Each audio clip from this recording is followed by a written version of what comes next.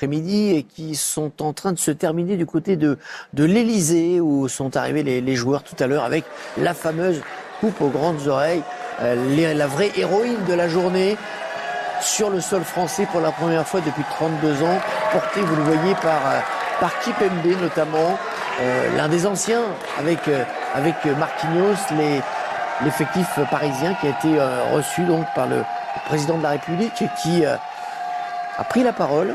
Je propose de l'écouter. Il a fait allusion, vous savez que c'est un supporter déclaré de l'Olympique de Marseille, il a fait allusion à son amour également pour l'OM. Écoutons-le. Ici, c'est Paris.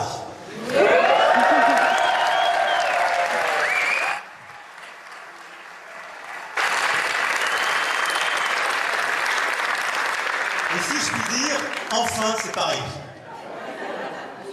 Alors, beaucoup savent que moi je suis l'adolescent qui vibrait à un autre Munich. Il y a 32 ans, non, moi je suis pour la réconciliation de tous. C'est un autre en même temps. Mais 32 ans après l'Olympique de Marseille, et ce Munich, hier à Munich, vous avez remporté cette Ligue des Champions et vous l'avez fait d'une manière sublime. Parce qu'hier, vous avez vraiment fait un exploit. Ça a été une performance à vous, joueurs, et vous l'avez montré toute cette saison par un engagement absolument fabuleux. Ça a été la victoire d'une équipe tout entière, soudée, de la première à la dernière minute, comme elle a été soudée tout au long de cette année. C'est une équipe, un état d'esprit, une solidarité, une volonté, une ambition. Parce qu'en effet, c'est ça le foot qu'on aime voir, c'est ça le foot que vous avez produit. Et le football, comme disait un grand avant vous, cher coach, Johan Cruyff, c'est une affaire de transmission. Et je dois dire, cher Luis, que cette victoire vous doit beaucoup. Et je commencerai par vous, et vous allez tous y passer.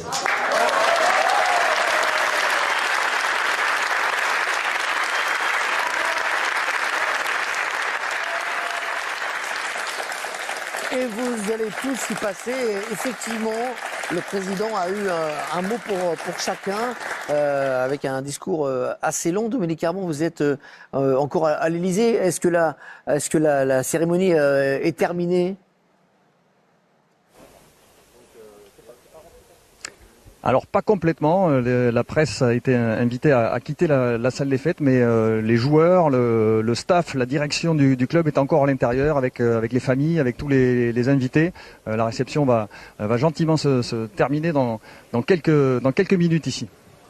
Très bien, merci Dominique. Il y a eu des mots effectivement pour chacun des joueurs, notamment pour Marquinhos qui a versé quelques larmes après un hommage poussé du président sur l'emblème vraiment de cette équipe parisienne. Ce soir, et on sera en direct sur Canal+ Foot avec tout ce qui va se passer au parc. Avant ce moment passé à l'Élysée, il y avait eu la remontée des Champs-Élysées au petit pas, contrairement à ce qui s'était passé après le titre en 2018. On va rappeler que depuis le premier titre sous QSI en 2013 au Trocadéro qui avait dégénéré, il n'y avait plus de festivités comme ça avec les supporters dans la rue. Donc ça, c'est un premier point positif, même si c'était bien sûr très sécurisé avec une énorme présence policière. Ce qui est bien, c'est qu'ils ont pris le temps. Vous avez rappelé à juste titre qu'en 2018, ça avait été très rapide et très frustrant pour tous les supporters qui étaient venus. Et là, pour le coup, ça a duré 55 minutes. Donc ils ont vraiment pris le temps de profiter avec leurs supporters, de leur présenter la coupe. Certains sont venus, ont attendu 6 heures amassés contre des barrières pour voir cette coupe. Nous, on est un peu privilégiés, on l'a vu hier à Munich, mais pour eux, c'était vraiment quelque chose d'exceptionnel et il faut mesurer ce moment. C'est un moment d'histoire, vraiment. Moi, je reste un peu c'est incroyable. Nostalgique des anciennes parades. Moins organisée, plus. Alain nous parlait tout à l'heure de la parade totalement improvisée après la victoire en Coupe des Coupes en 96. Bon, voilà, c'est plus possible pour des questions de sécurité, mais c'est sûr que quand je vois plein de barrières, là on voit un cordon. C'est un peu moins beau, mais c'était quand même bien. Pour voir les joueurs, il fallait et ça s'est très bien passé. Être assez grand. Et on aura très certainement, on a déjà des belles images, mais des très belles photos aussi. On a vu là il y a quelques instants cette photo où tout l'effectif du Paris Saint-Germain a posé devant l'Arc de Triomphe avec les couleurs bleues, bleu, blanc, rouge. Un peu, ça ouais, c'est un petit peu les mêmes. C'est pas un feu d'artifice, c'est une espèce de fumée aux couleurs du club. Ouais, c'était très joli. Mais il y a eu un vrai moment de communion qu'on n'avait pas vu en 2018 lors de la parade de l'équipe de France après sa victoire à la Coupe du Monde. 110 000 personnes, c'était la jauge maximale donnée par la préfecture pour éviter les incidents. Alain, il n'y avait pas les drones avant non plus. Oui. Les images sont extraordinaires. Ouais, sur la ville de Paris, ça donne une image incroyable de la France. C'est des moments très importants pour les joueurs?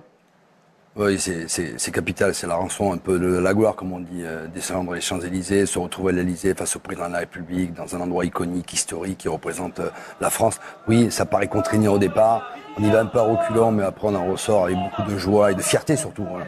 Mais le meilleur moment après, c'est avec les supporters au stade. On est en direct avec les joueurs qui sortent de l'Elysée. Si vous voulez aller à l'Elysée en survêt, il faut être footballeur, il faut avoir gagné la Coupe d'Europe. Ou en short. Vu que c'est un passage obligé, manifestement. On était en costume, nous, à l'époque. Hein. Ouais. Et là, ils ont le maillot collector avec une étoile, la fameuse en forme de Tour Eiffel, au-dessus de l'écusson du Paris Saint-Germain. C'est très joli. Réussite, ouais. Il y avait 400 personnes qui faisaient 400 mètres de queue devant le magasin pour aller acheter ce maillot collector. Je crois que Marquinhos est avec Dominique Armand dans la cour de l'Élysée. Le de Paris représente aussi les couleurs de la France. Notre président il a dit, Macron il a dit.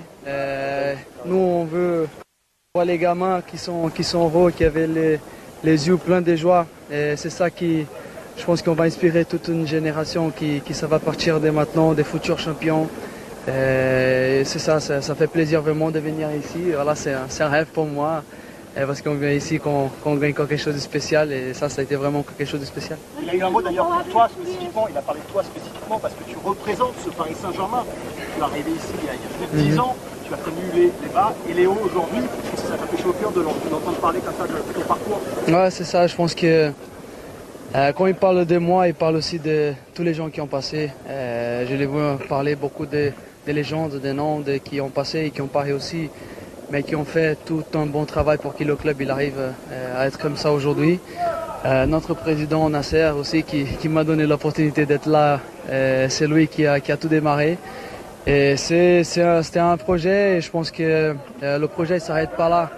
On avait toujours dit que ça a été un objectif, mais ce n'était pas une obsession, ce trophée. Et voilà, aujourd'hui on a réussi, on est tous heureux, on est libérés d'énergie.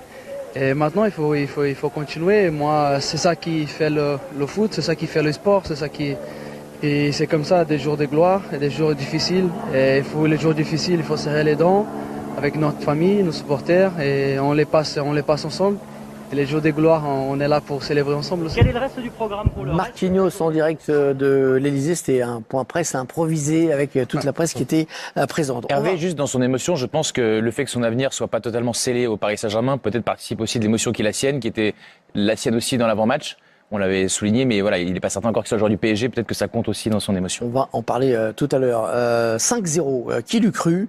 Paris qui a survolé cette finale d'une manière inédite dans l'histoire des finales européennes. On va revenir sur les moments forts de ce match qui désormais est entré dans l'histoire avec Benjamin Falanga et Valentin Depout.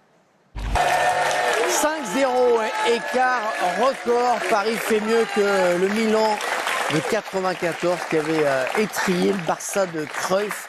4-0, c'était la dernière grosse raclée. Là, il faut dépoussiérer tous les livres d'histoire depuis hier soir. On peut vous dire, par exemple, qu'on n'avait pas vu une équipe marquer 5 buts en finale de Ligue des Champions depuis Benfica en 1962. On n'avait pas vu une équipe marquer 2 buts dans les 20 premières minutes depuis Reims lors de la première édition en 1956. On a vécu une soirée complètement folle et surtout historique. Et sur le contenu du match qui a été très impressionnant, c'est le pressing haut des Parisiens qui, dès le début du match, a asphyxié les Interistes. C'était la volonté vraiment de pousser l'Inter dans son camp. Oui, on vous a ressorti quelques séquences lors des 20 premières minutes justement de cette rencontre. Celle-ci, elle est après 3 minutes de jeu. Regardez la course très intense de Dembélé jusqu'à Sommer pour l'obliger à dégager en touche. Sur la suivante, on va de nouveau retrouver Dembélé dès le 6 mètres. Regardez, il est dans les starting blocks comme un sprinter. Et à chaque fois, on vous a mis également les cercles en bleu des joueurs qui l'accompagnent dans ce pressing. Il y a l'intensité de la course de Dembélé, mais également 5 joueurs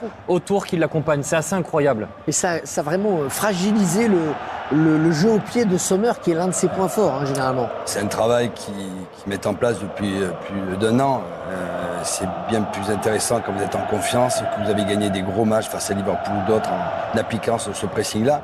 Mais tout le mérite en revient bien sûr à Enrique de l'avoir travaillé et à Dembélé. Mais on peut pas imaginer le nombre d'efforts qu'il fait parce qu'un attaquant, c'est lui qui déclenche toujours le pressing. S'il ne déclenche pas, personne ne peut suivre. Tout était, hier soir, tout était coordonné. Il y a des matchs, il y en a très peu dans une carrière de footballeur, je parle à Laure et même à Margot qui a joué aussi, où tout est là, le collectif, l'individuel, rien ne se passe mal, quoi. Et c'est ce qui s'est passé sur ce match-là. Moi, je l'ai vécu contre le CEA Bucarest, quand on a gagné 5-1 à Paris. Et je sais pas ce qui se passe. Voilà. Toutes les planètes sont alignées, et c'est ce qui est arrivé hier. Mais c'est la conséquence d'un énorme travail qu'a fait Luis Enrique et des joueurs, et de la confiance surtout. Je dirais